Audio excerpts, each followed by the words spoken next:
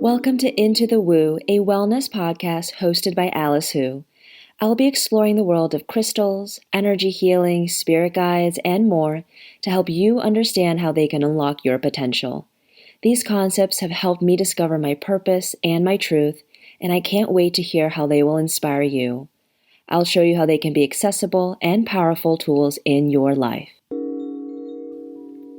You know, when you're scrolling on Facebook or Instagram and you see that one person you knew in high school or college, but has drastically changed and their life is completely different. It could be someone who is like really skinny and unathletic, and now they're like a fitness trainer or something else like that. Well, when I started Woo Woo Company, I definitely thought of that, of what people would think of me, because I was in marketing communications for my entire career, and now I was going to make a switch into wellness. And it wasn't just like, oh, I'm going to be a yoga teacher. It was, hey, I'm going to share about energy healing, crystals, and manifestations. So it really went into a different part of wellness. And I had a lot of fear, and I was nervous around sharing this new version of myself. And honestly, I think it is a part of myself that was always there, and it was just waiting to be unlocked, waiting to be discovered. And before I started Woo Woo Company, I had an e-commerce company here in the DC area, and I met a lot of female entrepreneurs, many people in the tech scene, startup scene. And so when I started sharing more about this new venture that I started, I actually had a lot of people message me privately, people that I knew in high school, college, old jobs, saying, hey, I'm really into this stuff too. I think it's great that you started this company.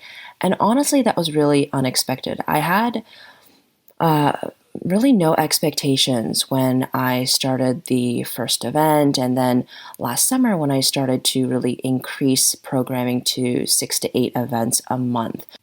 I was like, well, I think this is interesting. Maybe other people will. Washington, D.C.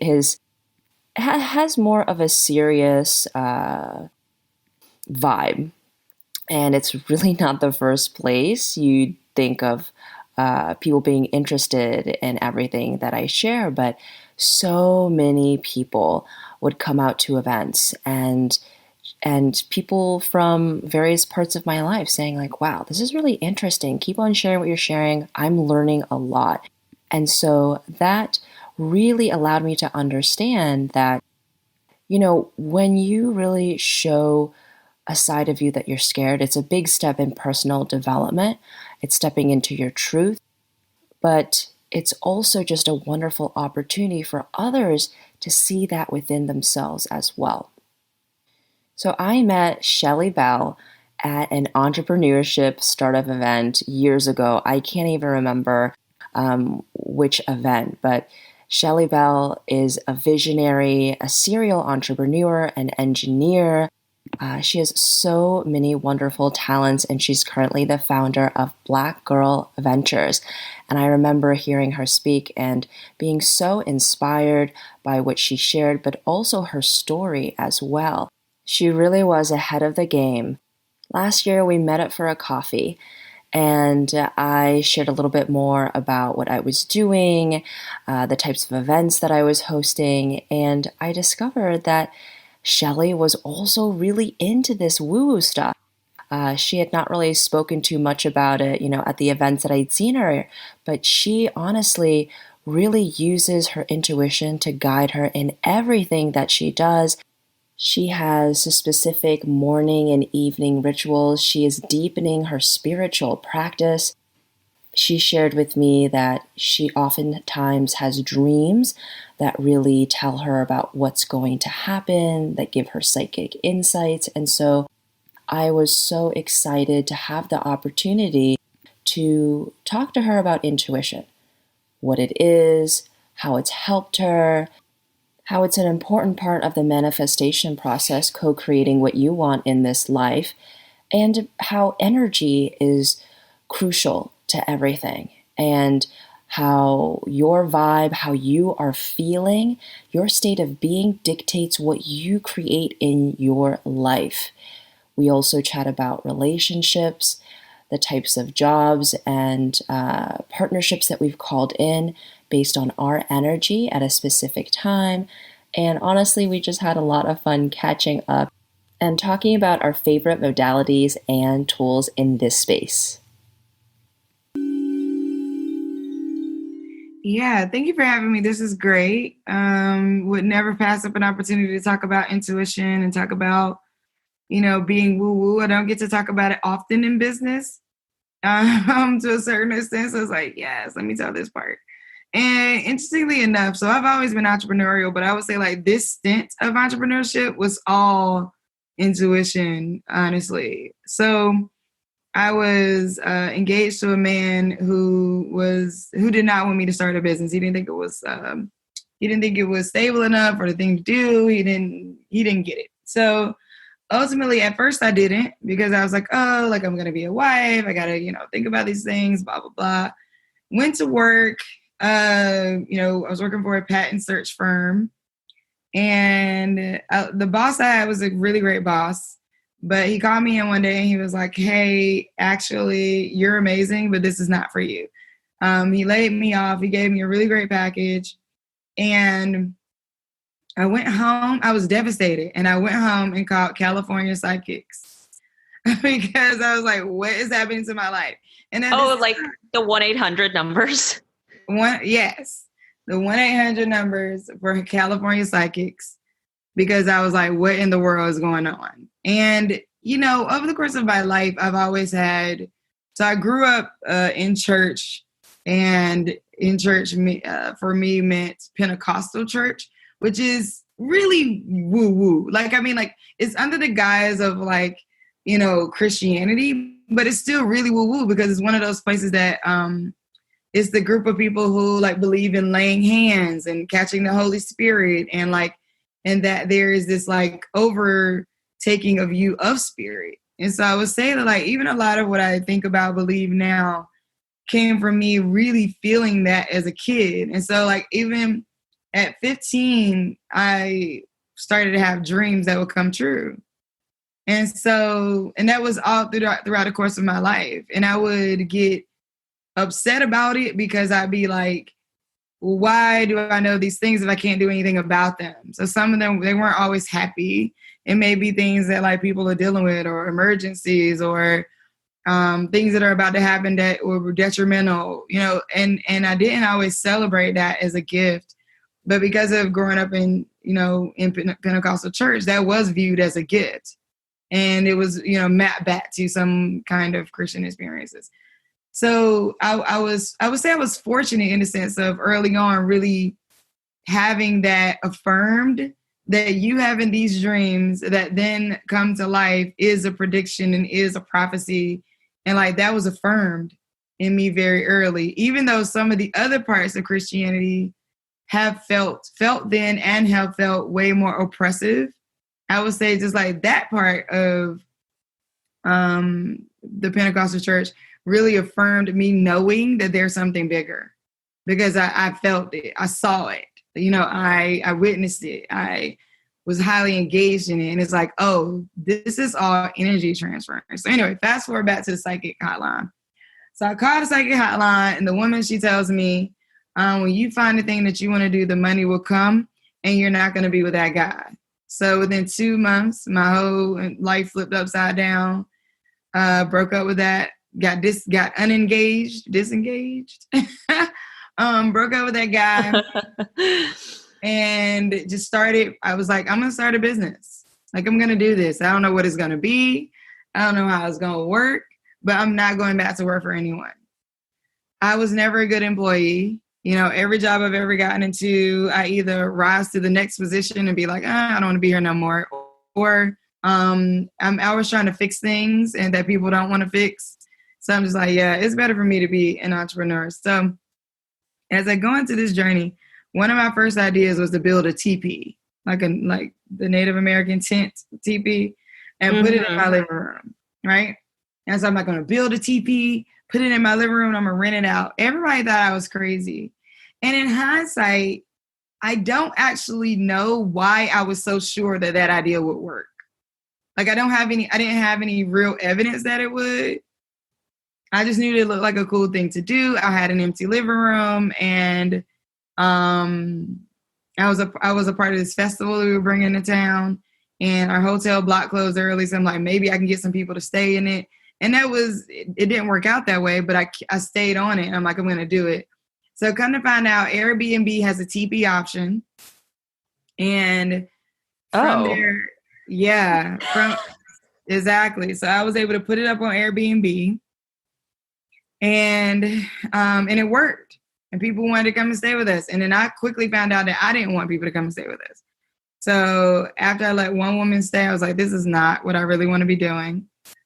But determined not to go back and work for anybody else, I started just asking myself, what skills do I have? And I knew how to print T-shirts. And so I was like, let's do that. So I went into that, finally landed on a T-shirt design that worked. My mom invested some money. I took my tax money and bought my own machines. And now I started with a T-shirt line called Made by a Black Woman. And I ran with it and did that. Started printing for other people and just started getting partnerships and growing my revenue and built the company that way. So by the time I landed on launching Black Girl Ventures, it was because the news had come out that women are not getting access to capital. But like much like the rest of the journey, I'm like, oh, women are not getting access to capital. Let's just do something about it. Why don't we just all get together, put some money up and give it away? And so I ran the whole thing like a poetry slam. So it's a mix of like Shark Tank and Kickstarter. So like women are pitching live, but then the audience is actually donating to the pitch that they favor. And that's the vote for who wins the competition. So it really was not a thought. You know, like I knew how to bring people together because I had been doing performance poetry and been in the art community heavy, doing community building and organizing and bringing people together for different reasons. I launched a women's writing group. I hosted like LGBT open mic and writing experiences. And so it was just already a part of my DNA, this whole like bring people together piece. So I really didn't think a whole lot about it. Like, again, in my mind, this is going to work. You know, like it was just, The belief. It was the belief. It was all intuitive. You know, and I've done some of the things like the vision boards and like, yeah, the vision board piece doesn't really work for me. So I'm a little bit cynical about them. But I'll say, I am all about writing things out. So I do think, even I found a notebook as we were taking my son to college yesterday, and look back at the things that I've written, and I'm like, oh my gosh, like all of these things happened. I have tons of notebooks like that too. And even with the start of Woo Woo Company, I had written years and years ago that I wanted to start a wellness business, and I'd forgotten it. It was like deeply seated in my subconscious. I forgot it. And then after I started Woo Woo Company, I went back and looked at this notebook, and I was like, wow, I wrote this down 3 years ago. What I learned recently about the act of writing it down, is that like connecting your head to your hand almost. It's like a kinesthetic connection.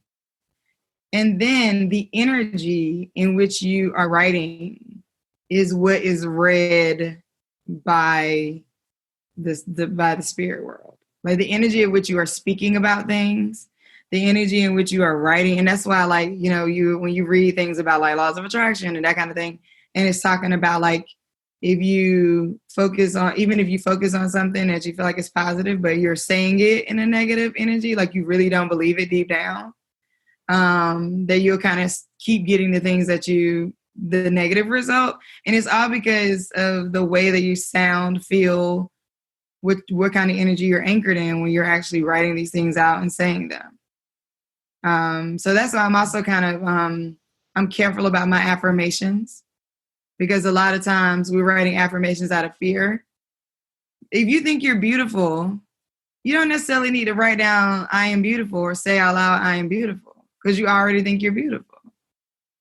So I think, we have that, for me, it's like, ask yourself, am I doing this? Why am I saying these things? Why am I writing these things down? Why am I putting these things out? Do I really believe in them?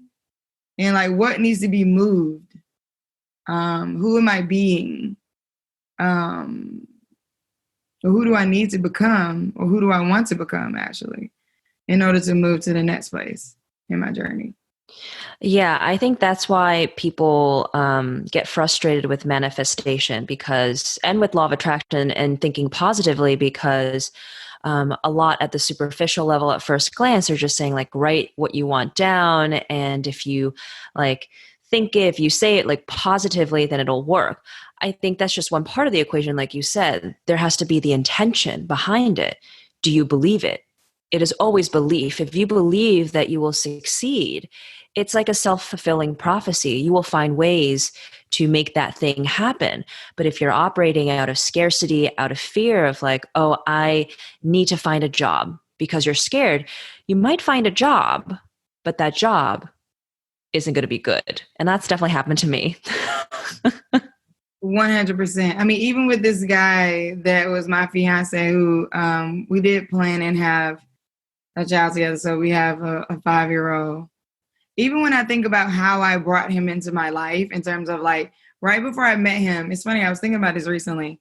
I was thinking about how, like, I could have been married if I wanted to, but I didn't want to. Like, when I think about it, like, really deep down, I was not thinking about getting married until I was. And then when I started thinking about getting married, I started doing all these things that, like, friends had told me, who are also woo-woo friends, about, like, calling in the person that you want. And so I would do things like, making sure your room is clean, because if somebody came over right now, you would want them to, be able to come in. Like, I even did some things like, sitting down with 2 plates at dinner. I didn't put food on another plate, but like sitting down with 2 plates at dinner, like you could do feng shui things, like make sure you have, if you have a night table on the side of your bed, like have night tables on both sides. Like, like doing all these things to prepare space for another person. Absolutely. But here's the thing. I did all of that. And like the things that I did to call him in are the very reasons why we broke up. Because I did it based off of what I thought I might want, or based off of like, this is preparing space for someone else. But I didn't do it consciously preparing space for the person that I really wanted, or the best person for me to commune with. So and I think I place that akin to the vision boards, kind of, where it's like, I want this car. And so you put up a visual of a car, and without any consciousness around like, well, what does that actually mean?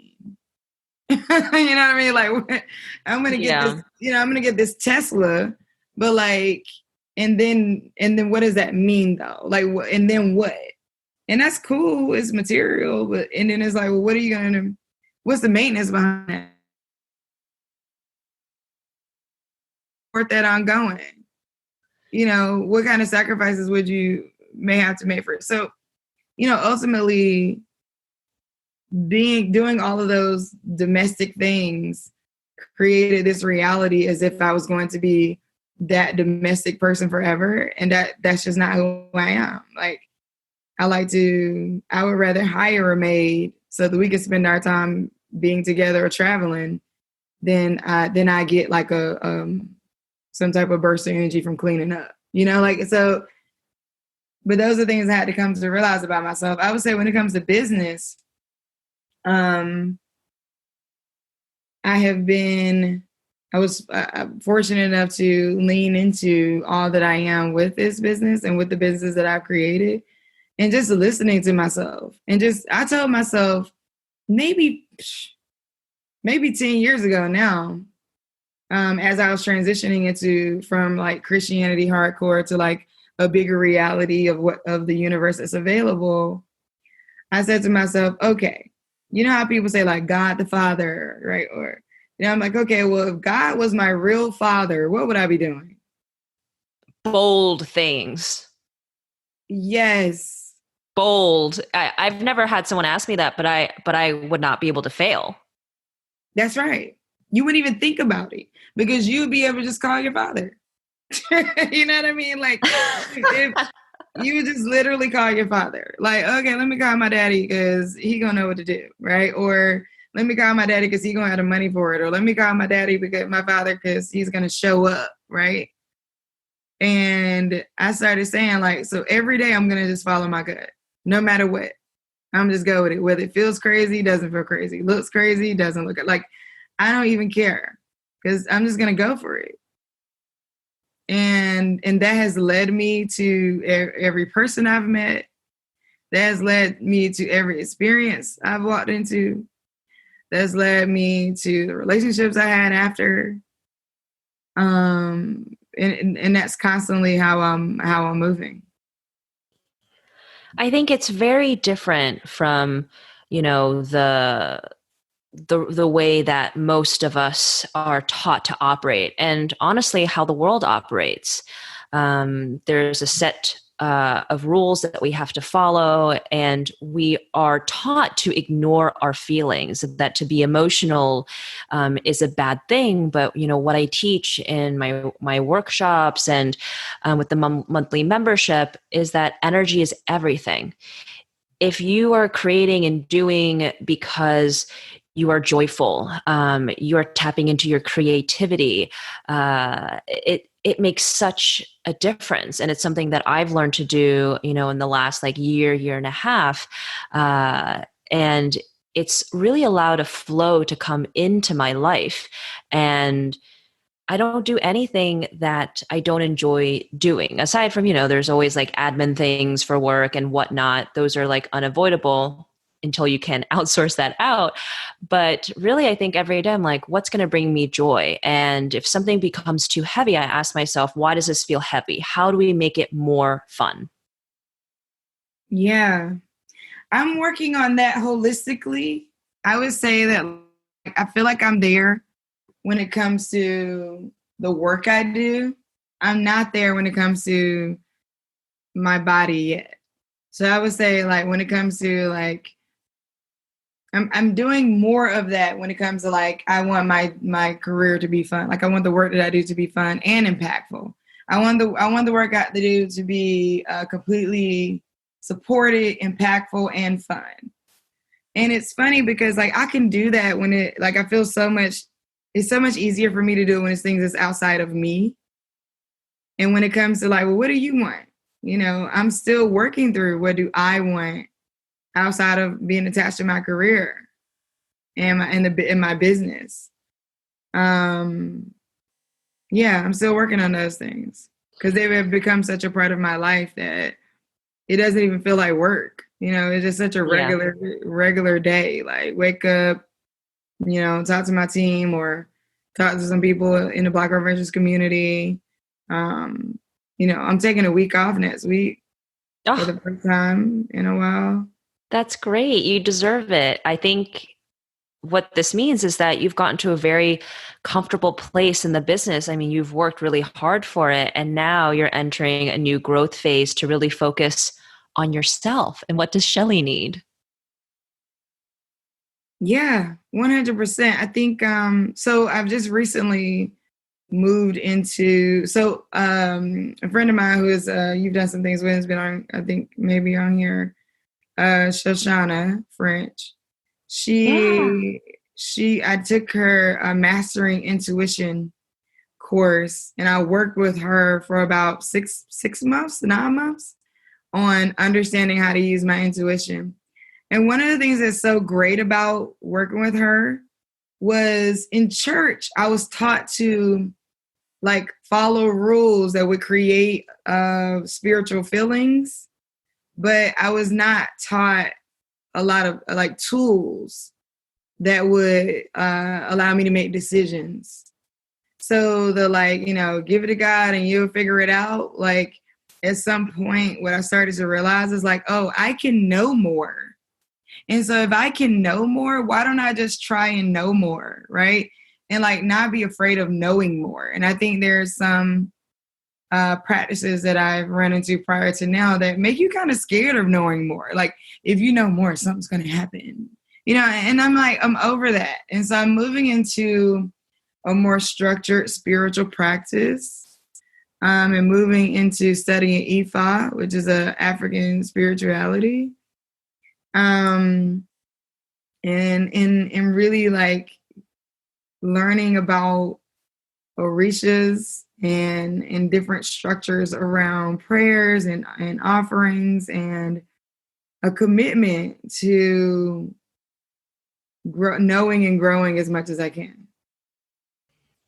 So would you say that it's almost like being more intentional with your daily spiritual practice and giving yourself more tools, more insights to strengthen it? 100%. And it is, and it's more scientific, which is why I think I feel so drawn to it. So it's woo woo and science, and that's like, what else can I ask for? I mean, you love systems. I do. I'm such a systems person. You know what? I'm such a systems person, but I'm also so rebellious. So it's like I love to develop systems that create repeatable processes, but I don't like rules. So like because I feel like inside of a system, multiple things can happen, but rules feel so absolute that I'm usually the one that bucks the rules. And I used to stay away from certain practices because I'm like, oh, that's too many rules. But what I'm coming to understand is that there is a freedom in the system that can bring you joy, a more fulfilled spiritual life, and understanding of who you are and what you're here to do. Audre Lorde has a quote that says, I am who I am, doing what I came to do. And I love that so much. Because I feel like that. With Black Girl Ventures, I can be all that I am. If I want to help people, if I want to talk to people, if I want to share with people, if people want to share with me, it is just, it's a really awesome, I mean, we're doing some concrete business things, but I think like the energy of it, the space that we've been able to create for women and the feedback we get on creating that space really feels like everything that I would want to be doing in the world. Sometimes it's hard to explain to funders, so I spent a lot of time in life feeling misunderstood because I was having these dreams and, outside of like church, nobody really understood what that meant. Or, all the time that I did, when I was moving through all of these experiences, there was people at every level like, what? Like yes. When I was, building the teepee, they're like, you gonna do what? And I'm like, I'm gonna start launch this print company. They're like, what? Like nobody gets it. Not nobody. But I felt very misunderstood for the majority of my life. And I've come to find you're a visionary. That's why. Yeah. You hold the vision when people, they don't have the foresight, they don't have the understanding, but you have the confidence to pave the way forward. Yeah. And I think what I've learned is that you have to find your tribe. You find your spiritual family, the people who do understand you. And you rock with them. And you kind of let go of everything else. Yeah, it's definitely something, that I've had to learn. I think that when you do step into this space, and I know that you stepped into this space earlier than I did because you had dreams and it was accepted by in your community and in your religion. So in some ways, it was easier, but I understand some ways difficult as well. But when I was doing this a couple years ago, just starting out, I realized that I had to release people in my life and expectations on certain situations. And more recently, the last few months, I have found myself going back to relationships and situations that leave me feeling not enough. And that was very much so how I felt in the corporate world. And I just realized, I was like, wow, I see this pattern in my personal life. And nothing in your personal life is limited to it. It will flow into your business life as well. And so when I made that realization, I was like, you know what? I don't need to be in these relationships that are more of a force rather than a flow. And I need to surrender and let these things go. And it's hard to, acknowledge that you want to be liked, and also realize that it doesn't matter if not everybody likes you, because it's obviously not possible, but you always have that feeling, like, at least I do, that I want to be well liked. But that doesn't happen. And once you release that and you just really connect with the relationships and whatever it may be that really light you up, that's when you found your tribe. And you don't need to feel like you're left out. You don't need to, continue that story for yourself. And I know I've been working on that. It's not easy. No, it's not. And I think, what's so interesting about what you said about, the well-liked part is oftentimes we have to ask ourselves, by who? Because we neglect, I think, as sometimes the people who are right around us. Because there's certain people in our lives, maybe it could be from, not necessarily saying you, but just in general, it could be from childhood. It could be from, along your journey. There was somebody who caused this reaction internally. And that's not to say you got to go back and address this person, but it's just a matter of becoming aware that, like, I'm saying nobody understands me, but the reality is so many people understand me. And there's like two people that I really wanted to understand me who don't, and that has been affecting me, right? So it's like, who do I want to hear me, understand me, follow me, whatever? It's as a poet and doing performance poetry in the community, it would be like you have some poets who are poets, and then you have some poets who are people poets. And all that means is, like, you have some poets who the poets are like, oh my God, you're amazing. Like other poets like you, or who are at advanced levels, are so appreciative of everything you're doing. And then you have poets where, like, the people like you, and you can amass a large following and engagement with people because so many people love the way you present. But you may have the poets who are like, oh, that's okay, you're all right. and for whatever reason, you can have 100 people on your right hand who are like, you're amazing. Oh my God, can you come speak for us? And it'll be those three poets you want to be appreciated by on the left. And you're like, oh, I'm not good enough. Oh, I can't ask for that amount of money. Oh, I probably shouldn't, do a thing, put this forward, act this way. Because the people who you want to appreciate you don't.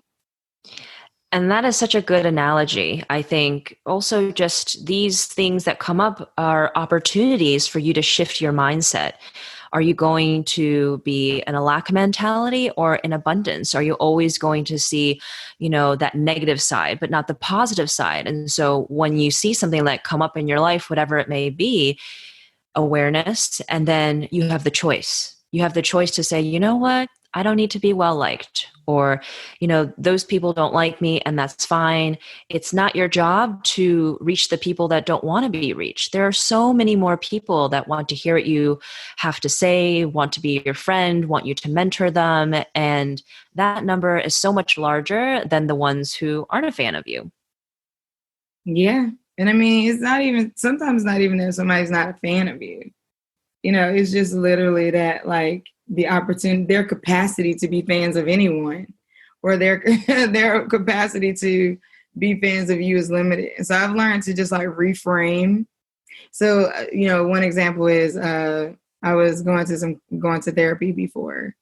And when I moved into my own apartment as right out of college, or actually in the middle of college, my dad did not want me to take my bed from home. And I was so sad. And I held that for like a long time. Like, oh, he didn't even want me to take my bed. He doesn't care. And I mean, I grew up with my dad in the same house. Like, and I'm only saying it to say, I really had no evidence of distance that my dad didn't care, right? So Yeah. like, this is what I, was saying to myself, oh, he's so this, he's so that. And I was going to this counselor, and she said to me, well, what if he didn't want you to take your bed because he didn't want to realize that you were gone? And I'm like, whatever, that's stupid. Like that doesn't even make sense. Like that's not the reason, right? So she was like, well, why don't you ask him? And I'm like, I have asked him and he has no answers. He's just like, I don't even remember. Like he has no answers that make me feel better. And she's like, so if you can choose to believe a truth, then why not choose to believe the most positive one? Because the reality is you don't have any answers. There's nothing concrete that can prove your theory. So in that case, you're choosing to believe the most negative thing you can think versus choosing to believe the most positive thing you can think. Yes, and that can be for small things to big things. You have the ability to create your own reality, and that starts with choices. Choices like that you don't have the answers to, that kind of seem silly, but you're like, but do I want to believe this or do I want to believe that? Right.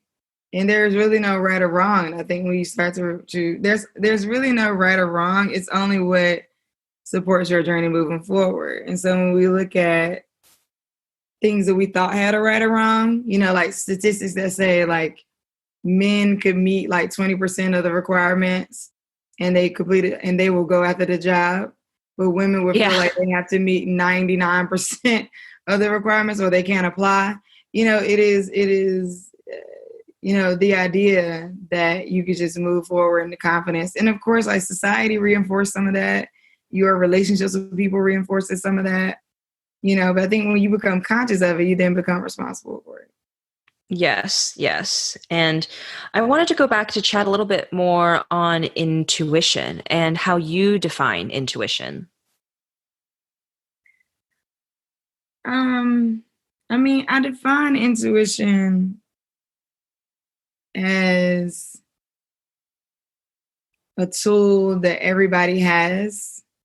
It's at first it was a gut feeling because I think that was an easy way for me to describe it and feel sane.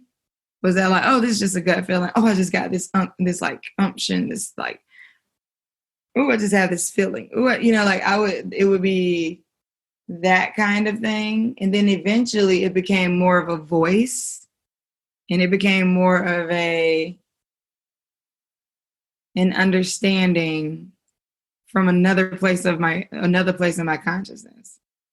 And it became less of like a gut reaction with no real context. And it became like such a clear voice. And not a literal voice, but like words coming to mind as guidance. So I don't know that there's like a really clear way to define it that fits into any kind of box. I think for me it has been a gut feeling and it has been a like listening to my own spirit or listening to my spirit. Yeah. And, it is very much so intangible, and it's how your body feels. It's the voice inside your head. It's that gut reaction. It's so many different things. And I ask because there will be people listening and they'll be like, oh, well, I don't know. What is my intuition? Mm-hmm. I'm not sure. Have I been using it?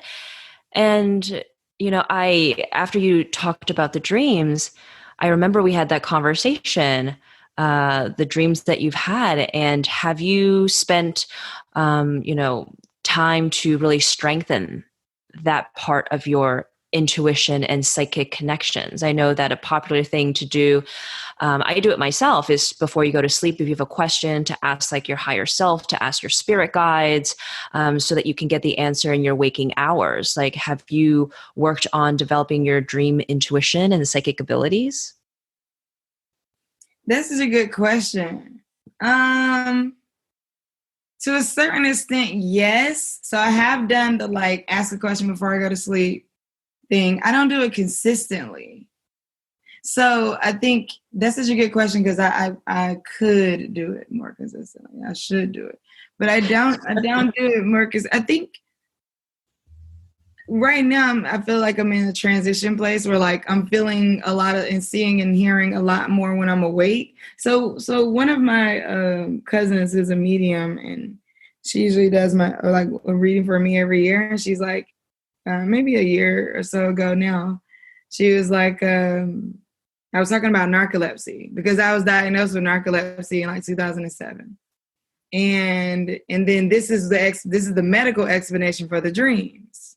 So the medical explanation is it's lucid dreaming because you have narcolepsy, because your body's not falling to the proper levels of REM sleep and these things. And so I'm like, okay, here's the medical explanation for why my body's doing what it's doing.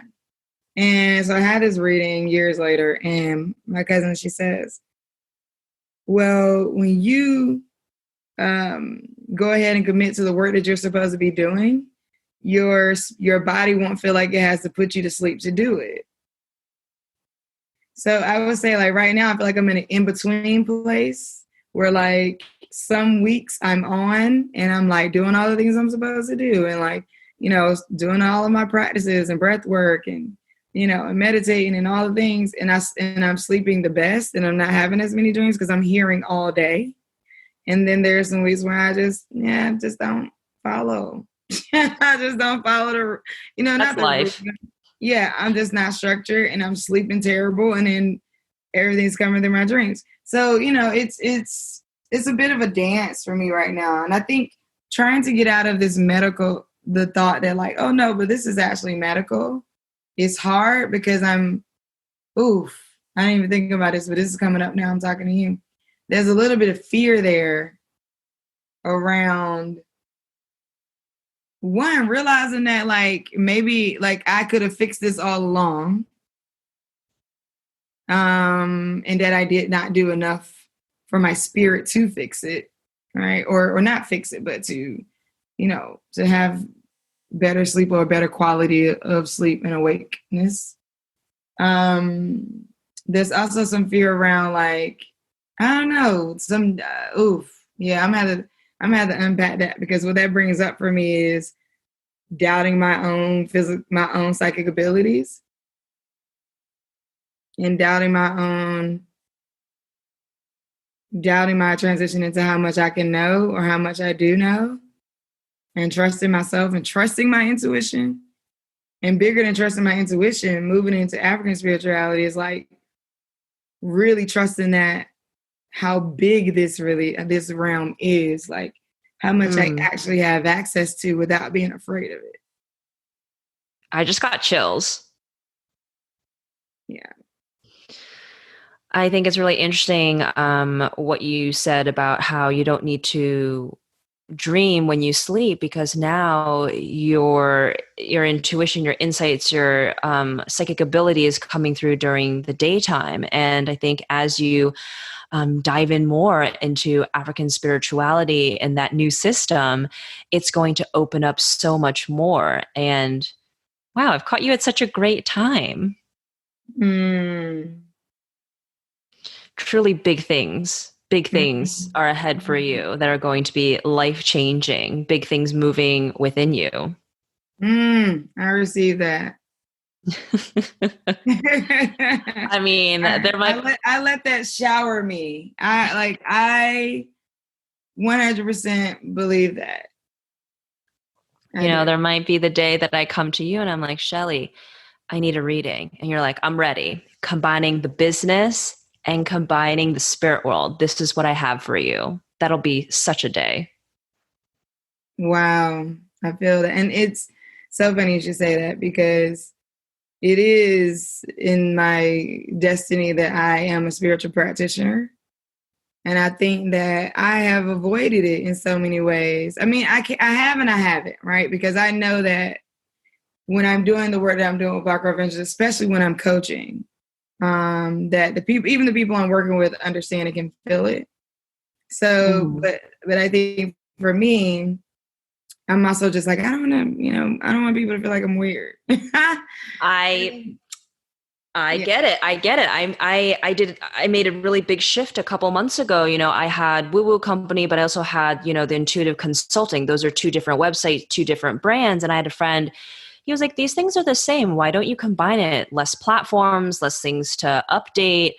And I was like, I don't know. I just feel like they're so separate. He's like, they're not separate. They're really very much so the same. There's room for everything on Woo Woo Company. And then I realized that I'm still a little bit afraid and fearful of bringing in that business aspect into Woo Woo Company. I mean, with that name, you know what this company is about, what I do, and to link it so closely with, business and marketing and consulting, I was afraid. I was like, oh, like this is going to be out there. It's going to be weird. But then I realized, per earlier thoughts on what you're able to choose, what reality you want to create yourself. And I'm like, you know what?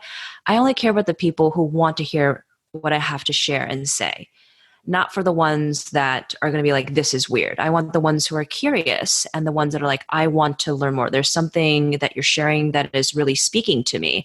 And so now they are one thing. Yeah. And that's congratulations Oh, on that, you. because that's actually a bigger step than you may have even given yourself credit for, because trying to, like, ultimately they're not going to come to you if they don't want it.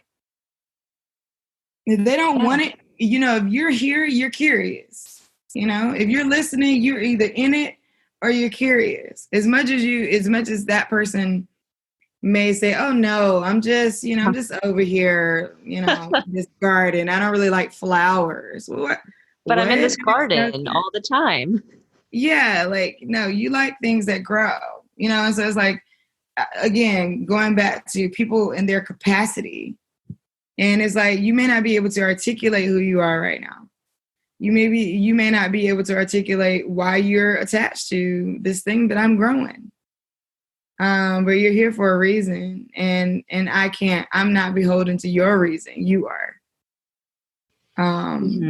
And as long as you let your light shine, you share your gift with the world, the universe will give back to you tenfold. And that's what I've learned. And, I'm working with a coach and a mentor these last few months. And I asked her, I was like, how am I going to get more people to know what I'm doing? I know what I'm doing is important and there's a lot of value in it. And I'm explaining these concepts about, woo-woo, spirituality, holistic health in a way that's very grounded and very practical.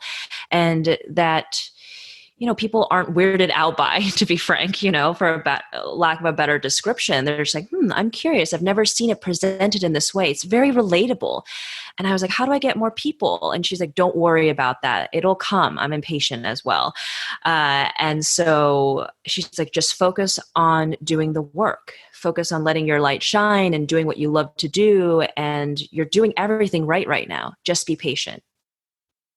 And I think you... Oh, wait, go ahead. I'm sorry. Oh, it's okay. So 2 days ago, one of my reels got featured on Instagram. I had gone on to the TikTok platform because, things go viral so quickly there. There are people there with millions of followers, but like 10,000, 5,000 followers on Instagram. And I was posting to the reels like, a week and a half ago. And I was like, none of these are like going viral. None of these are becoming popular. Oh, well, whatever. Here are 4. Let's see what happens. 2 days ago, I got this just alert that says your reel has been featured. And I'm like, okay, whatever. And in the last 2 days, it's been 1.8 million views. Wow. I have a button. I'm going to hit my hype button for you.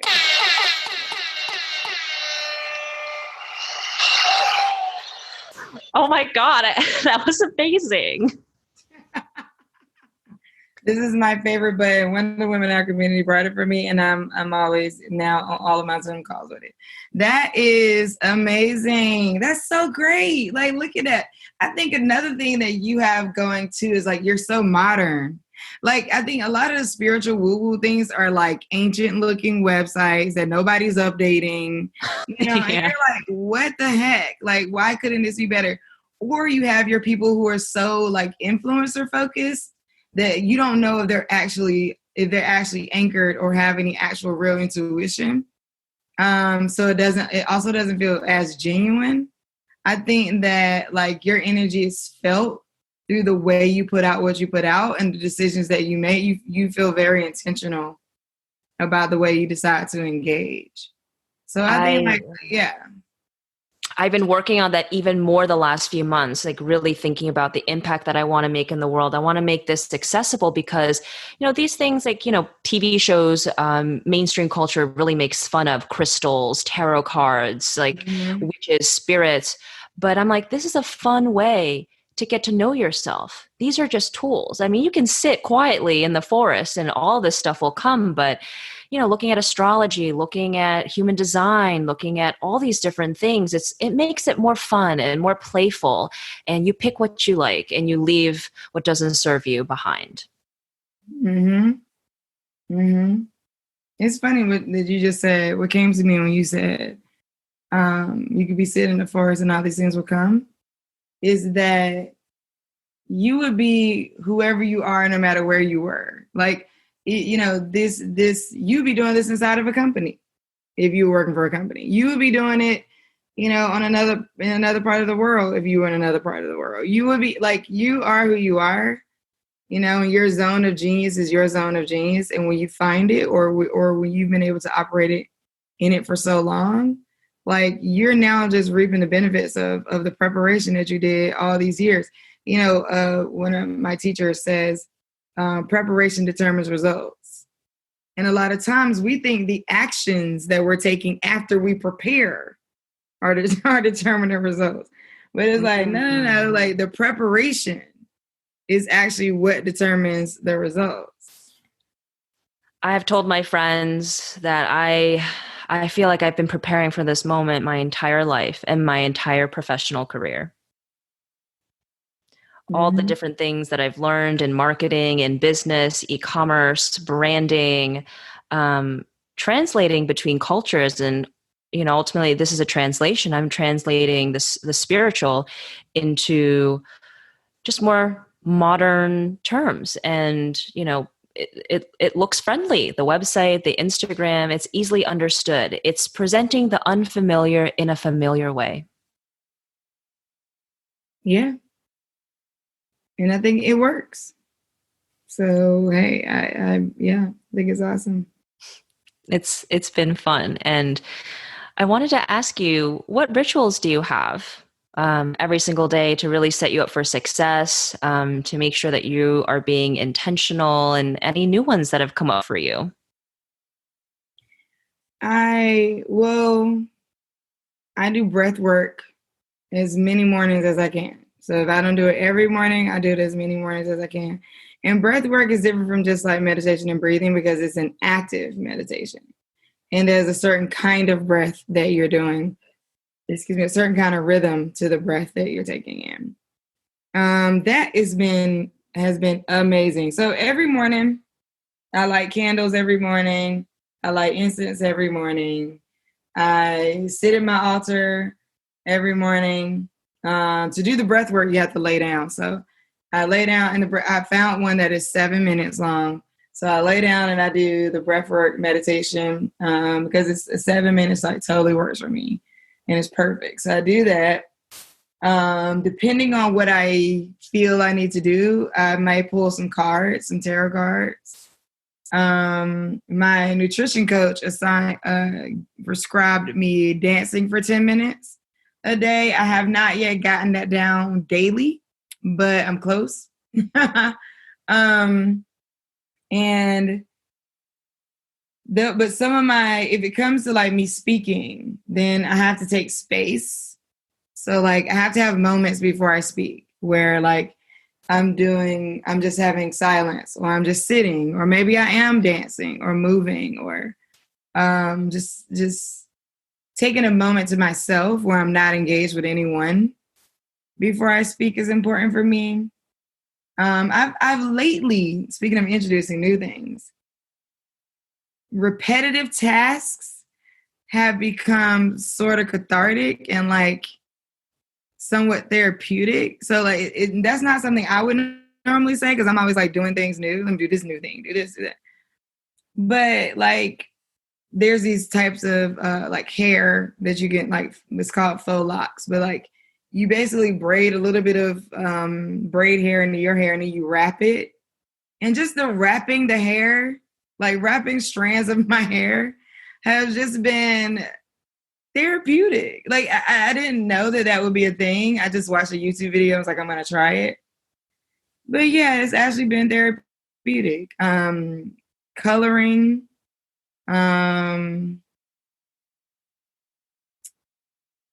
dancing or mimicking like the beating of drums, like to certain songs, has been something that I've been doing. It actually, like the physical piece, it gets me moving, it gets energy flowing, and I can kind of lose myself in it a little bit. Yeah, those are the few of the things, and I'm really concentrating a lot on, because we've been quarantined, right? So now I'm like creating the space that I want to look at. So it's like, let me shift these colors. Let's shift the way this smells. Let's move things over here. Let's get more colorful rugs. And I wasn't doing that before because I was traveling a lot. Yeah. Yeah. Now your home is going to be nice and cozy. It's like where you play, where you work, well, where you rest. It's everything now. For sure. I like it so much more. I think, obviously I wish I could travel, but, I've been taking it as an opportunity to go inward and to create and to build a strong foundation, so that when we are able to travel more freely, then I'm going to be gone for a while, and I'm going to feel more secure, more stable in what I do. And so now is the time to put in work. That's what I view it for myself. Yeah, I think so. I like that. And I'm learning to appreciate local more, like, well, what are there, where's the water locally? Where is the trail locally? Where is the, so I'm also thinking of those things. And I don't know, this just causes to think a lot about life and the way that life works and what a way of life means. I think that is what being quarantined has really, really pushed me to see, like, what do I want my way of life to be? And that includes those rituals, that includes those daily habits, the food. What kind of culture am I creating in my household and for me and for my children? And then what will that produce? Is that what I want to produce? And if not, then what does that look like? Because this is a way of life. Like, following your intuition, that is a way of living. Yes, it absolutely is. And for those who are, taking this time to go inward and to be more intentional, it's going to be such a big, profound shift. I know that I felt it for myself. Like I'm cooking a lot healthier. I am being very mindful about the environment. I'm recycling better. I'm doing research. I'm like, well, I don't need to buy almond milk anymore. I have some extra time. Why don't I try making my own almond milk? And I was like, oh, this is easy. Mm-hmm. Yeah, there's a lot of things. And yeah, I'm looking locally of like, for the first time, I think ever, I was on Airbnb and I was Googling, like, where do I go vacation in this area? Like in this immediate area. I don't know, because usually I fly. I'll go to California, I go overseas, I go to like somewhere else, but I'm like, what do I do here in my own backyard? And what I've discovered, there are many beautiful places in the DMV. Oh yeah. There's some really beautiful places. And even like, a couple hours out, right? A couple hours out, you're in Delaware. You could find some really, really awesome beaches or, things. Like, you could go in multiple directions. You could go, see the, some like nice little waterfalls or rivers, like Great Falls. So I think like it's interesting. I agree with you. Just like, what can I do outside? Because I think that's the other thing. It's like, I mean, if we're not baking, like literally outside on fire because it's so hot. And then, when the sun goes down a little bit, can I go over to the waterfront?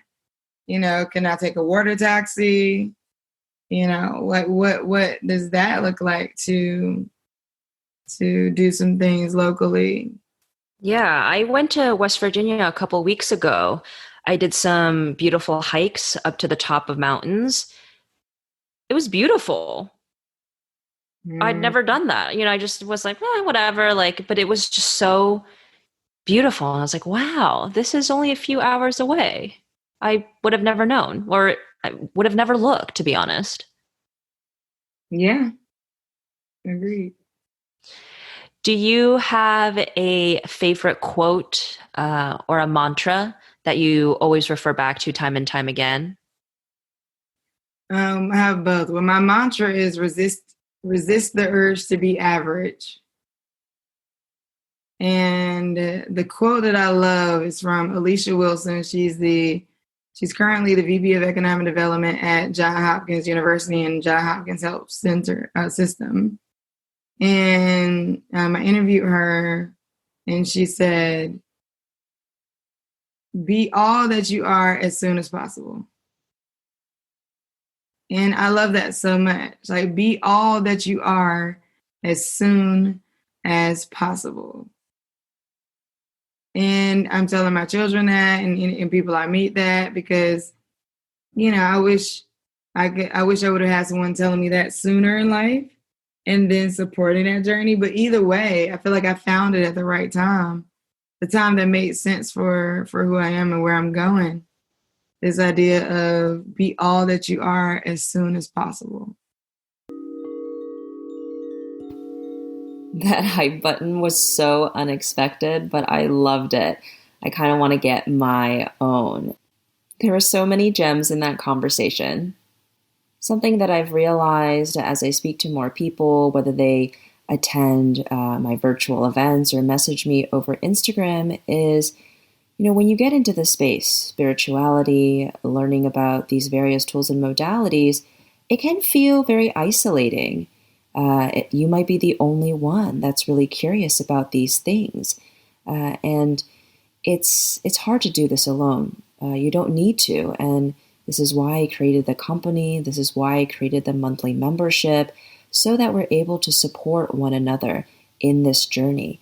And the more you are able to share your authentic self, first with yourself and then with others, you allow your light to shine and you become electric, you become magnetic. And as you know, if you've taken my classes on manifestation, listening to this episode, that energy, that intention is truly the key to manifestation, creating that life that is magical and a life worth living. Don't forget to check out the workbook. It's in the show notes. It's all about trusting your intuition. It includes a couple different practices that have worked for me that you can try out to start strengthening this skill and this muscle. So if you've been following me on Instagram, I've been sharing a lot about my new program, Discover Your Truth and Purpose. It's something I wish I had at the start of my spiritual journey, especially as I was making a change, a transition from what my life used to be to my current life now, really creating a new reality for myself. It contains everything that I've learned in the past few years, especially this past year, what's worked for me, the practices, the rituals, the tools that have helped me to really discover my truth and step into my power by sharing my truth with others. I hope you'll join me, and if you have any questions, please find me over Instagram, or you can message me over the website. I'll include those in the show notes as well. I can't wait to guide you in this journey. If you loved this episode, if you love the podcast, please give it a 5-star rating on the Apple iTunes podcast app and share this episode with a friend. Next month, I'm going to choose a review at random to gift a custom meditation. So please go to the app and give it a 5-star rating to be included.